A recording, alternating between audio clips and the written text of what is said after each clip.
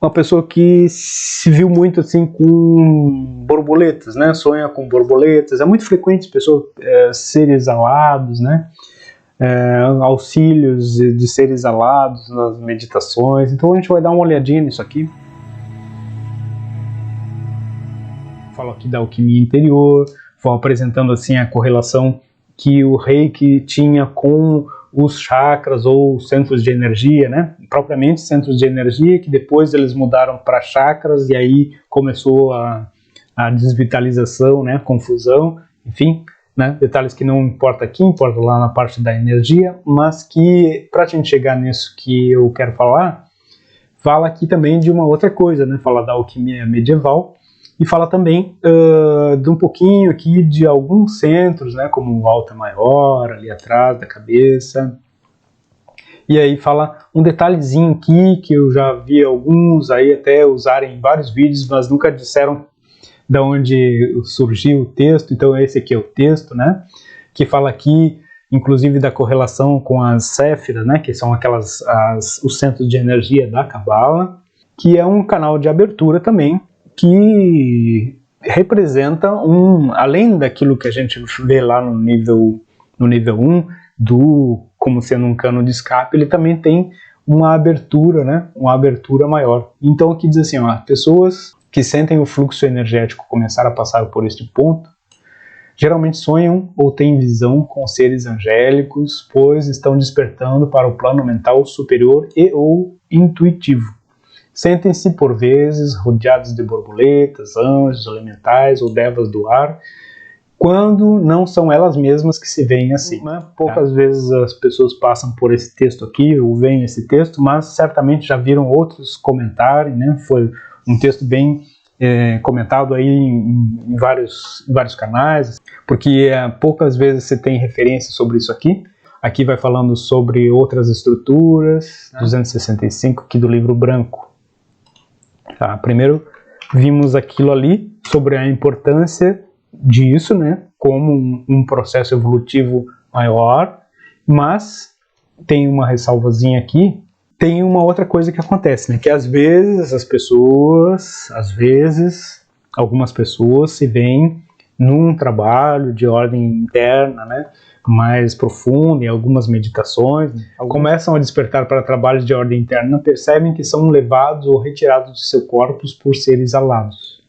Eu pude ver muito disso nos diversos planos pelos quais andei. Existem muitos níveis de trabalho de ordem interna, todos eles relativos ao nível que a pessoa está em sua consciência e ao nível que ela se conecta quando está no plano interno. Isto, obviamente, já ficou claro até aqui, né, na questão do texto aqui sendo comentado. Mas existe sempre uma grande confusão, porque todos temos um pouco de necessidade de viver algo fantástico. Isto complica os fatos. Quando as pessoas se iniciam nesses trabalhos e precisam ser auxiliadas para entrar em níveis diferentes, estando sem conexão com métodos provenientes, estando sem conexão com métodos provenientes de fora da campânula, esses seres alados podem ser percebidos para auxiliar. Eles se manifestam, permeiam os campos de energia e elevam a consciência, deixando livres as pistas que precisam viajar. Tá? Então, a mente, de acordo com a crença que a pessoa tem, vai viajar para imaginar o que está ocorrendo. E ela vai ver o ser alado de acordo com o que ela acredita.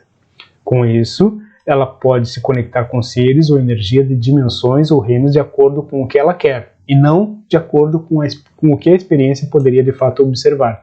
Então, quando é uma coisa de uma ordem bem natural, né, essa percepção assim de uma energia fluindo, tudo bem, mas quando você tem muitas imagens ou muita relação com o que poderia estar acontecendo, muitas vezes as pessoas podem se coligar com aquilo que não seja de fato o que poderia acontecer como sua elevação maior, e às vezes elas entram em, eu vou dizer assim, dimensões paralelas de um trabalho, de um desenvolvimento que não precisaria ser aquele ali de fato, e que poderia ter um descortinar ainda muito maior, né? Então, sempre tem esses dois lados assim. O lado de que quando é natural a gente percebe, a gente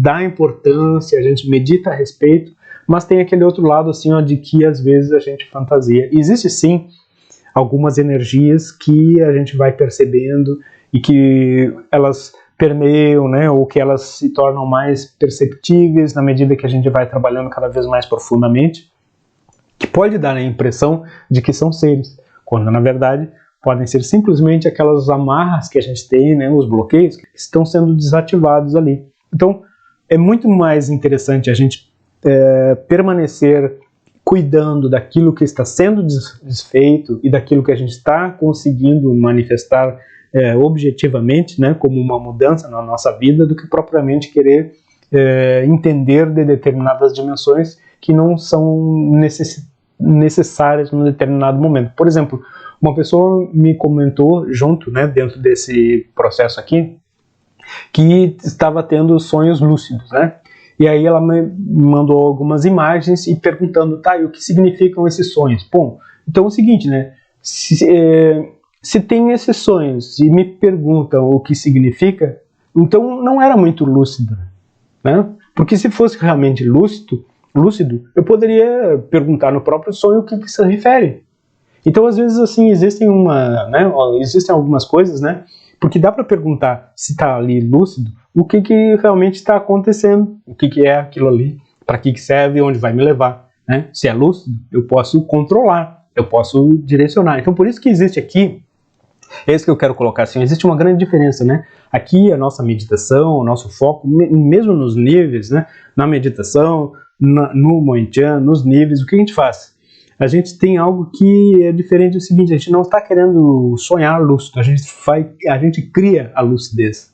A gente cria a lucidez na visualização, no estado intermediário, porque é mais fácil, é mais seguro, não se entra em dimensões onde podem existir seres e tal. Os seres que existem, que saiam dali naquela hora da nossa meditação, são os seres criados no nosso emocional, na nossa mente, né? E esses seres, né, faz parte da nossa sombra, eles nos dizem muito mais do que essas experiências, que às vezes são a mesma coisa que isso que a gente está dizendo aqui. Mas é muito mais seguro a gente visualizar, criar as imagens ou deixar as informações virem, porque ali se tem um ambiente no qual a gente controla, especialmente quando a gente está fazendo a resolução profunda, né? Lembra do processo da resolução profunda? Primeiro, a gente entendeu o processo de meditação, depois a gente já criou o lugar de conforto, depois a gente já entendeu a metodologia, já fizemos alguns testes para poder saber que aquilo ali funciona, como por exemplo, já alcançamos alguns objetivos, já mudamos determinados pequenos hábitos, aí estamos dentro de uma esfera de proteção, digamos assim, que permite que a gente crie algo, né, visualize algo, e as imagens vêm para ali e a gente possa dissolver com segurança. Tá? Então é diferente. Então, se alguém diz assim, tive o sonho lúcido, mas não sei o que era, então não foi lúcido. Tá? Então, aí que a gente tem que levar. Pega isso que aconteceu e leva para uma meditação, aí sim, bem lúcida, que aí vai ter o resultado correto.